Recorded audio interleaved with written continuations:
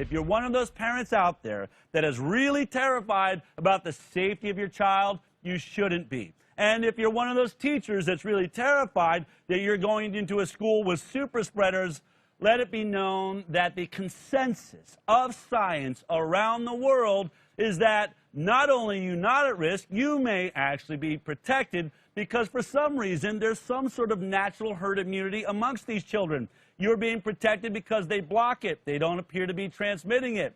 Super, super interesting information when we look at real-life scenarios in real-life schools. Well, there's other health problems, though. There's other health concerns. It's not just whether the virus is a problem. What about the chemicals being used? How about all the antibacterial soaps? Well, this is one of the big things that Deidre Imus has been investigating and working on with schools and hospitals for a very long time. Here's just a flashback at her incredible work. The one and only Deidre Imus. Deidre Imus is joining us now. Green advocate Deidre Imus. I'm Deidre Imus. She's been called the Queen of Green. Deidre Imus, president and founder of the Deidre Imus Environmental Health Center at Hackensack University Medical Center. I've been working with children with cancer now for 12 years. My husband and I founded the Imus Ranch for kids with cancer, and that came out of my work here at Hackensack. Deidre leads the charge in going green. Meet Deidre Imus. You may recognize her last name, but she's the force behind removing all the toxic cleaners from the hospital. Our hospitals, places of healing, are their physical environment, places that they can heal. And I quickly found out that no, they weren't. We developed Greening the Cleaning, a line of green cleaning agents that the hospital used in the maintenance of its massive facility. The mission is to identify, control, and ultimately prevent environmental toxins or hazards that affect our children's health. Like everything, cleaning products or any products used in your home, with your child, you want to do things safely. This truly is the sickest generation because of our modern society, really, the way we live and the toxins from everything from our food, our air, our soil, the way we grow food, and a lot in everyday products that we buy and bring into our home. A lot of these things are linked to this whole generation now with lower IQs, learning impairments, the spectrum with Asperger's and autism. Everyone knows somebody who has asthma now. Everyone knows a child that has a learning disability because it's epidemic. And obesity, 1 out of 6 children. I mean, well, you were getting on me last night for when making is fun someone about really that going to do abortion. something here? I believe we should already all be participating at some level in helping in some way a child. And it could just be one child. If that's all you ever help, that's good enough. It's my honor to have you here. We are now in Texas, in your home state. So we made it. We're here. It's great to see you again. This is, this idea of going back to school is something that you've been acutely aware of, but it's now more extreme and more tense than ever before.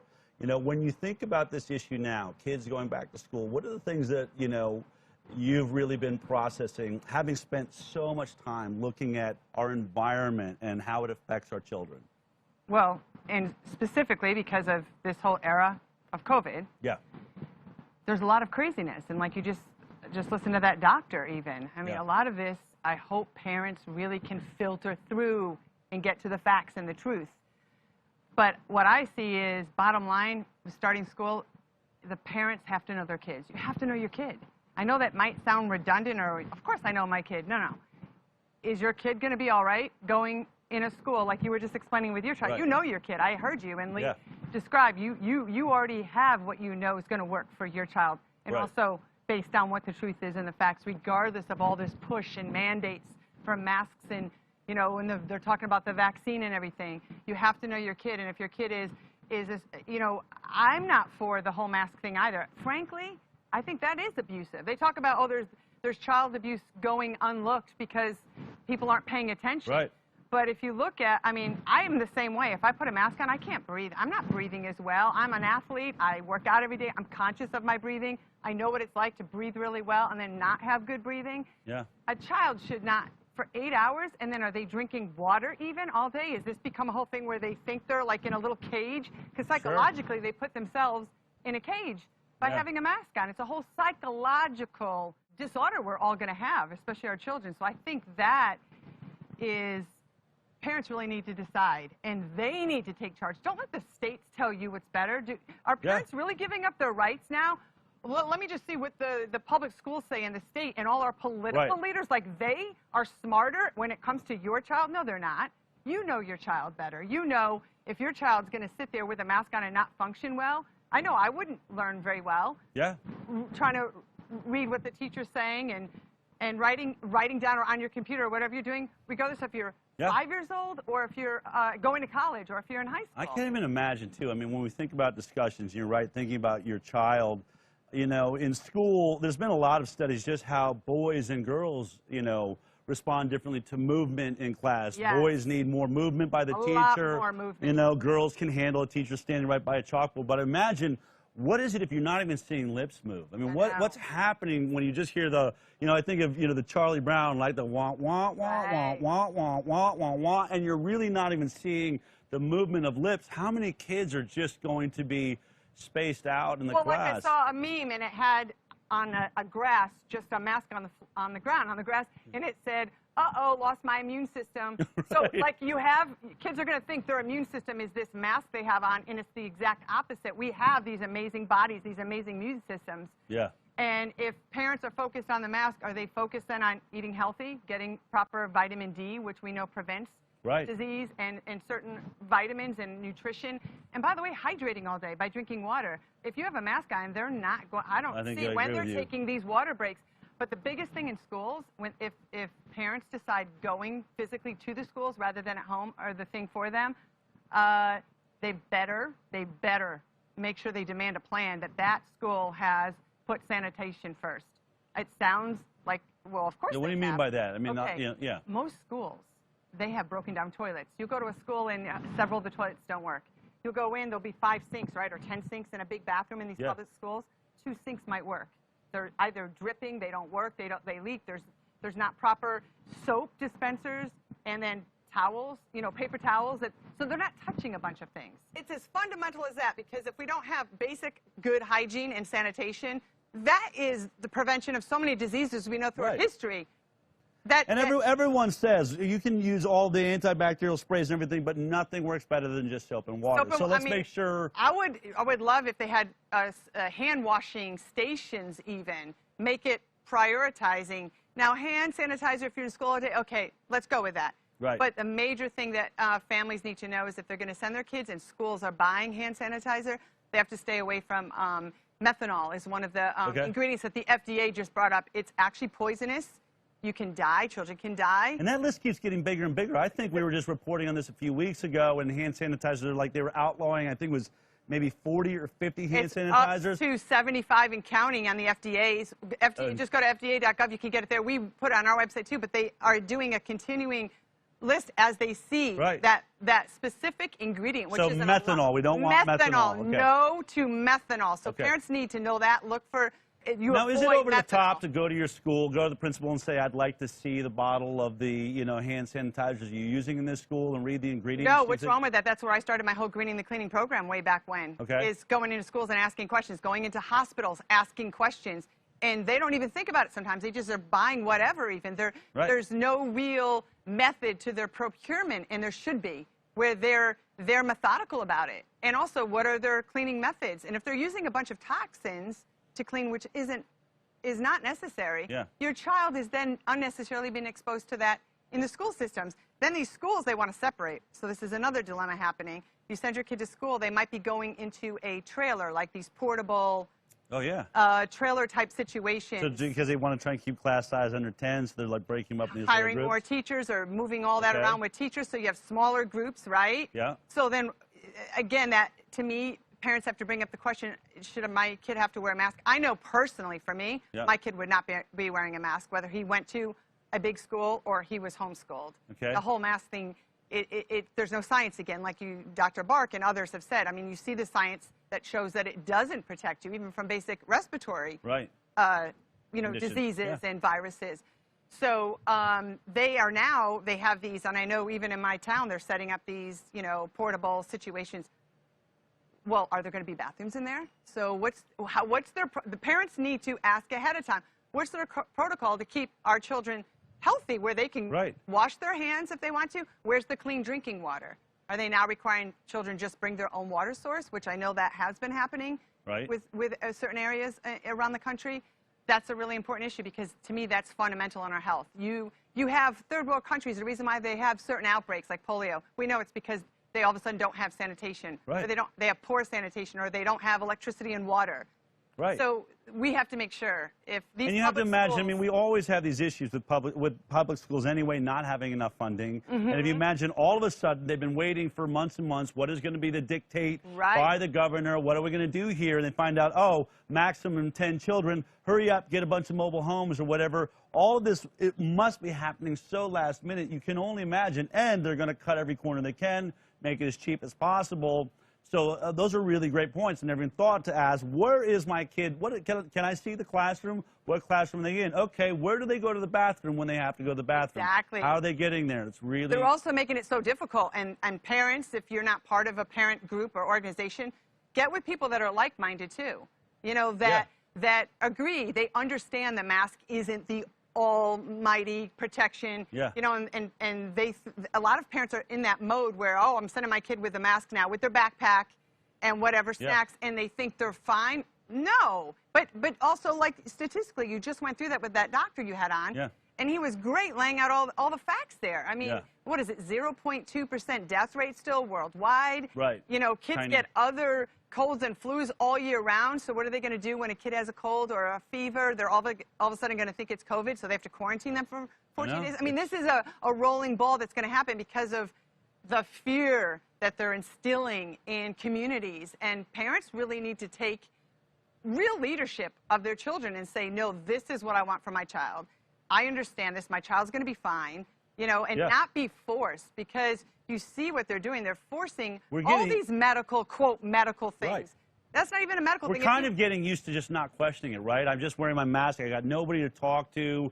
I'm reading on the television's telling me, oh, now I got to wear a mask. Oh, now I got to lock in my house. So we've gotten used to not challenging that. But in this situation, putting our kids in somewhere, there's actually going to be a principal to talk to, right? There's going to be someone that can answer and should have to answer these questions. Right. Those are great points. Are there things that we might overlook because we're so hyper-focused on masks and what's happening with COVID-19 that we miss the usual, you know, toxic subjects, you know, and things that we're using, sending our kids to school? I think there's a real distraction. What do you normally say? If we weren't in the middle of COVID-19, what are the things that people have to be looking out for? Well, food is the main issue. Food and then clean drinking water. So most parents now are taking full responsibility. Like, still they're trying to decide in the public schools, where are all these children going to eat? They're no longer going to the cafeterias, right? Yeah. They said they're closing cafeterias. I mean, look at New York, for example, and they still haven't figured it out.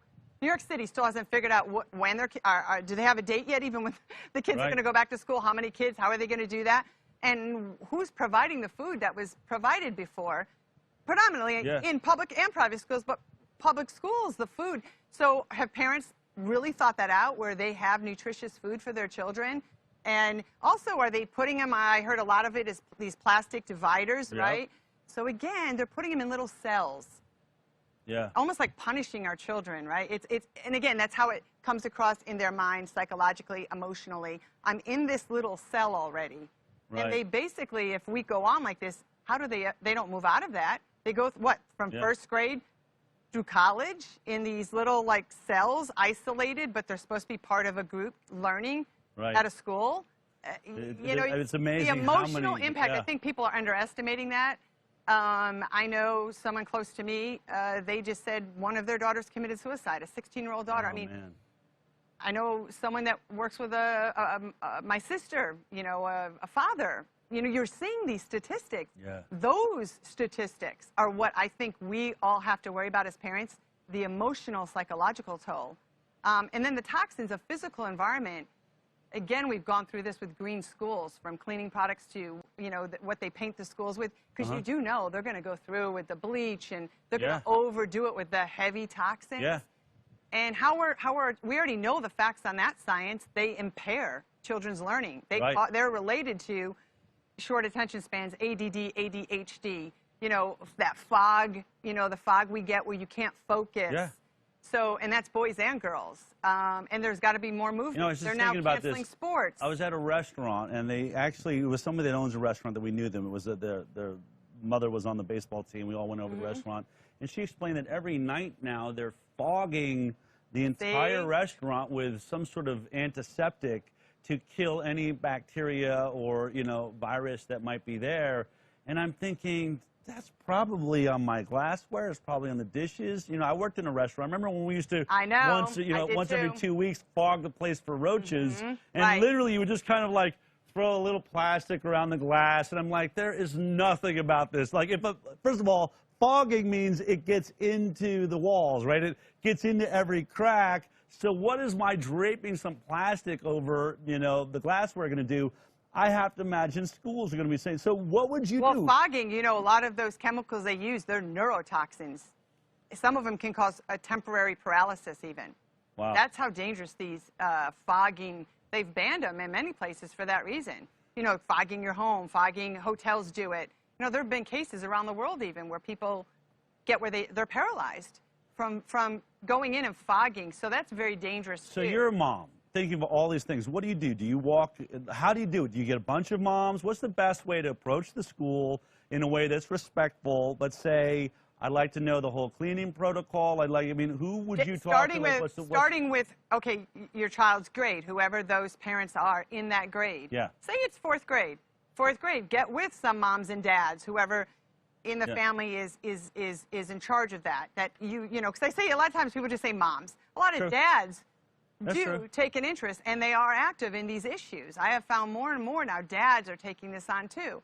So, or both parents, and you get together with them, have meetings, have a plan. Yeah. Go into the school, bring that plan in, ask them even, we want to see this first. We think this is important. And by the way, the science is all there to back that. To back that sanitation, you must have proper... Where's the best place for parents to go to really know, you know, what those lists are, what they should be looking at? I mean, obviously, we have my website. Okay, what is that? We've been doing this for years, imusenvironmentalhealth.org. Okay. And greeningthecleaning.org. Okay. They can get all that, and we link it to also CDC information, FDA, with all the statistics and all the, even basic, like if you want to get into actual products, you know, what mom's looking for, you know, what product. And I know some of these big box stores, even FDA said don't buy those hand sanitizers because they're naming a lot of those that are sold in all the stores that we all go to buy stuff for our children with the school supplies. We have all of that on our website. All right, and then fabulous. we show you all the links to everywhere too.